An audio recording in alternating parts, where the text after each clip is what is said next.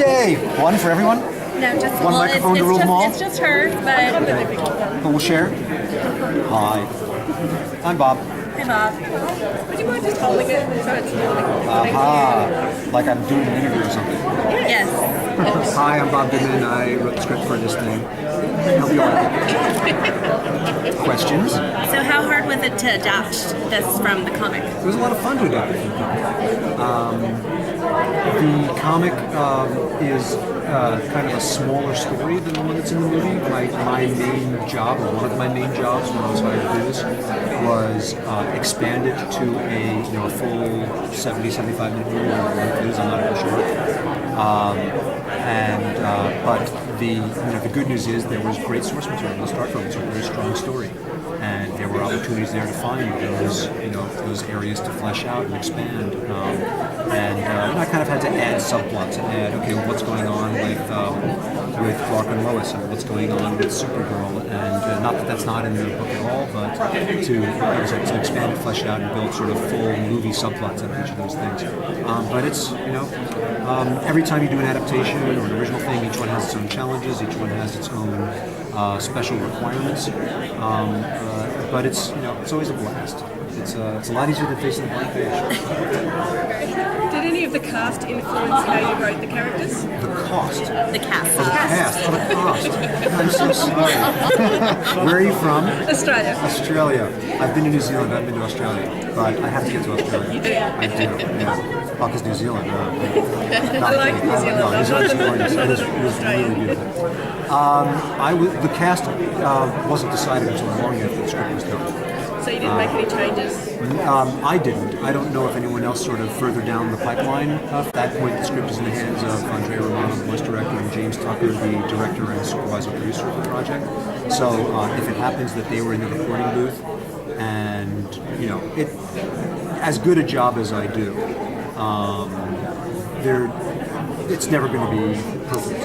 It's just there's always going to be a line of dialogue that isn't going to roll off the tongue quite right, or it's going to sound like cast when somebody's saying cast, or there's always going to be something that has to be changed on the scene in the recording booth. And so those things would have been done by James and Andrea at the time.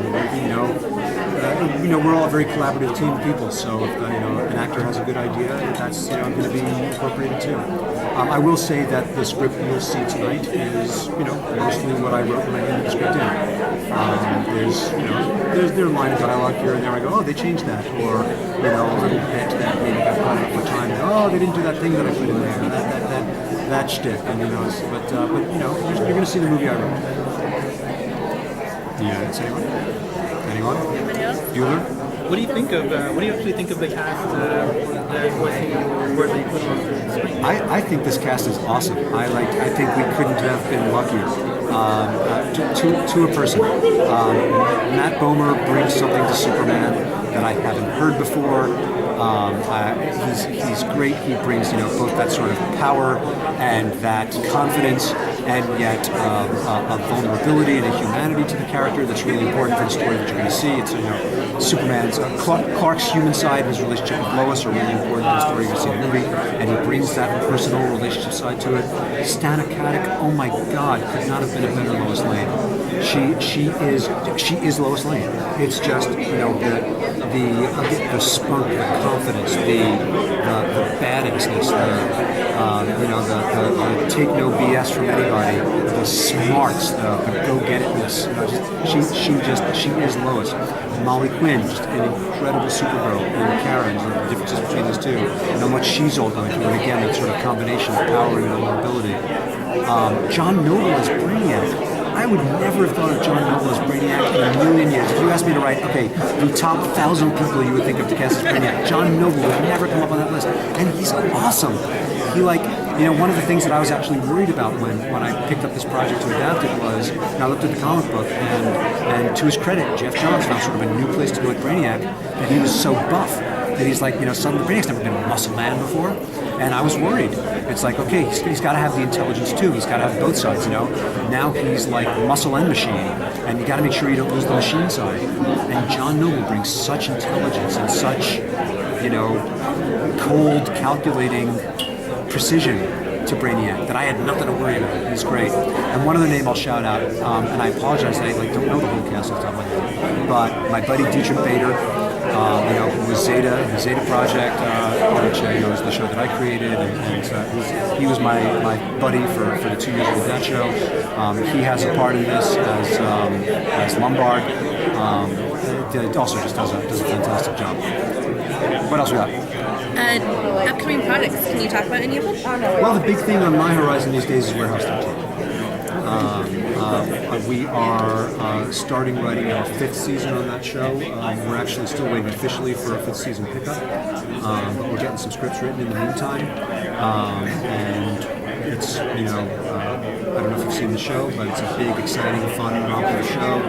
And we're, in the writer's room now, putting together some new stuff, and it is, we're coming up with fun things. We're coming up with, every season on that show, it's a show where you every year we do something big and challenge ourselves next season. Where are you going to go next? Where are you going to go bigger? Where are you going to go someplace we didn't go before? And, I think we're finding it. I think we've got some really fun stuff for this season too, which, as I say, hopefully we get that season pick up. Right now it's just writing some scripts to get them ready, but hopefully you'll get to see more of that. And season 4.5, which is already all written and shot,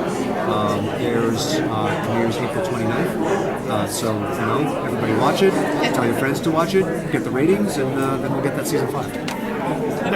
There are so many Superman movies out there and such a mythos with them. Yeah. How intimidating was it to come into something like this and, you worry about doing Superman wrong? Did you have any of that? I don't know whether it's a flaw on my part or some ill-placed confidence or something like that. Worrying about doing him wrong is sort of not where I come from. Obviously, there is the sense of responsibility. There is the knowledge that, there are people watching and who love this character, but I don't worry about that because I'm one of those people. And, I love writing Superman. I love getting to play in this universe. He's one of my favorite characters ever, not just favorite comic book characters. And I also, I've been writing Superman now on and off for 18 years. And so I do feel like I know this character and I know him inside and out. And, the challenge for me isn't, oh no, am I going to mess this up, am I going to do it wrong? It's what's new to do. People have been writing Superman for 75 years. Thousands of other writers have come before me. And I get a call from Alan saying, we want to find something new to do with the Superman-Lois relationship. Really? Is there anything left to do with the Superman? But hopefully I found it. That's where the challenge comes. But it's not fear. It's fun. It's exciting. I'm always happy to get to work with these characters. They're just so great. Same question on what to do next. You said rewriting Brainiac is big and menacing, but still all in his head. How did you feel like you captured that? So I don't know how much of this was Jeff's intention in the comic books, but so when I start working on one of these stories, I'm looking for relatable themes, looking to make, no matter what the character is, if they're a robot, if they're a worm, if they're a talking bunny, they've got to be a real person with real relatable problems and psychology that I understand that we're all going to relate to.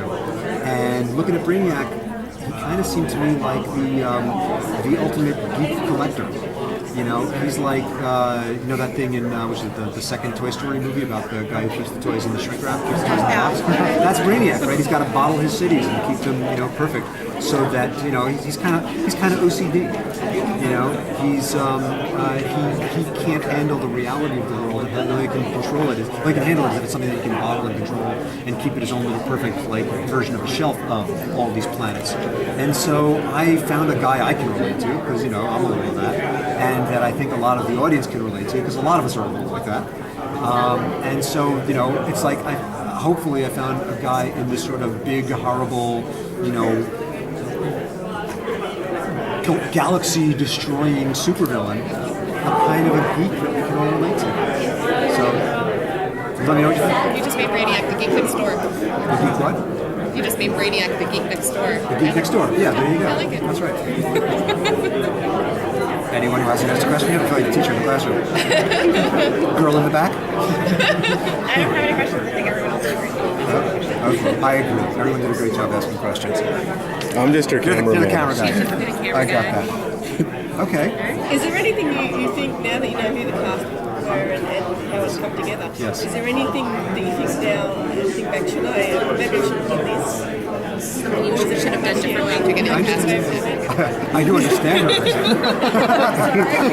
No, I'm kidding. Nothing comes to mind. No, the nice luxury of being the writer who, sometimes you deliver a script and you kind of, stomp your feet and grouse about how, well, they changed that and they didn't ask me. There's the OCD nerd on my side. Why didn't they call me and tell, if they didn't work, why didn't they ask me, in my opinion, how to change that thing? One more minute. But Gary says I have one more minute. But there was no case where I didn't feel like my intentions weren't addressed truly. And what I started to say was the luxury of that, though, is then I'm kind of out of the process, and they're stuck with the script, and it comes to the does. The cast and Andrea and the producers make the script for them. And so you maybe ask them when they come around this table, is there anything you wish Bob wrote differently that was really difficult for you? Did Andrea do this table yet? No. Yeah, ask Andrea that. Yeah, seriously. Anything Bob made really tough on your wife? No, not for me. These guys did such a fabulous job. And look, you start to do a job with Warner Animation and the whole, Bruce Timm, James Tucker, Alan Burnett, Andrea Romano world. You're getting the best people who are going to do, just, not going to do a great job. So it was great talking to you all. Thank you very much. Thank you. Thank you.